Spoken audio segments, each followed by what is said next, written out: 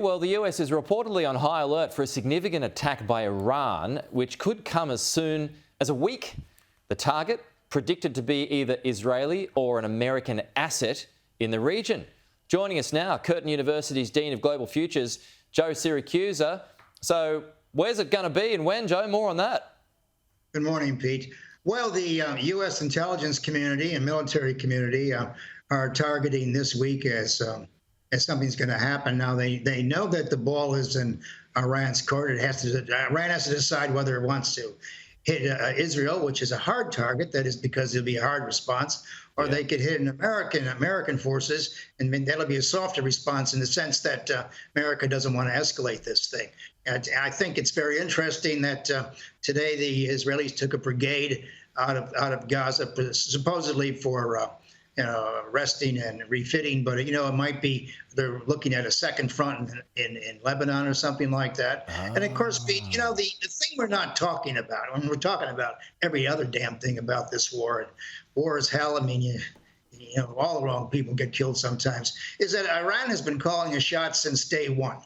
One of the things that I noticed, and that was not reported very much, was after the October 7th attack, which was as barbarous as it gets, the Iranian Revolutionary Guard bragged, and it was picked up and translated from Persian into English, that this was a response. This was a vengeance for the Trump's assassination of General Soleimani, and that they keep their promises. These guys have probably planned this a long time, and Hamas and Iran is behind all of this, and the Americans don't want this war to get any larger. I mean, Biden is terrified it's going to get larger. He's trying to contain it.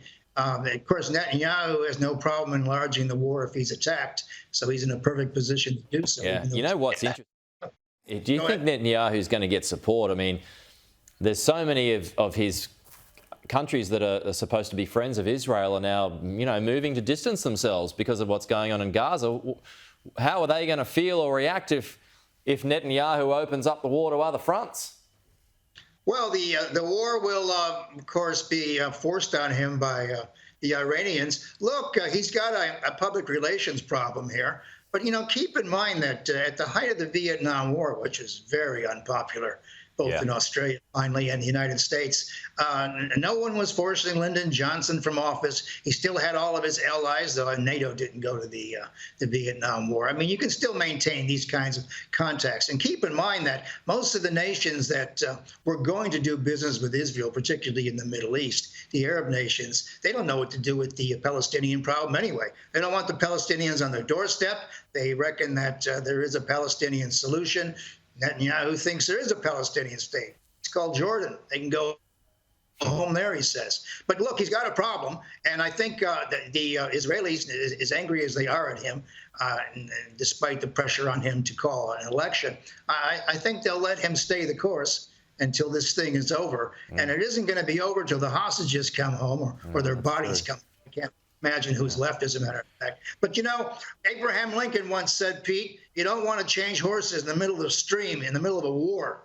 And so I think the Israelis are going to let Netanyahu finish this thing out. How he finishes it, of course, is going to be very interesting and might even be spectacular. Okay, we will see. And Joe, if there is an attack by Iran this week, I'm coming back to you. Our oracle here, Joe Siracusa, good to chat.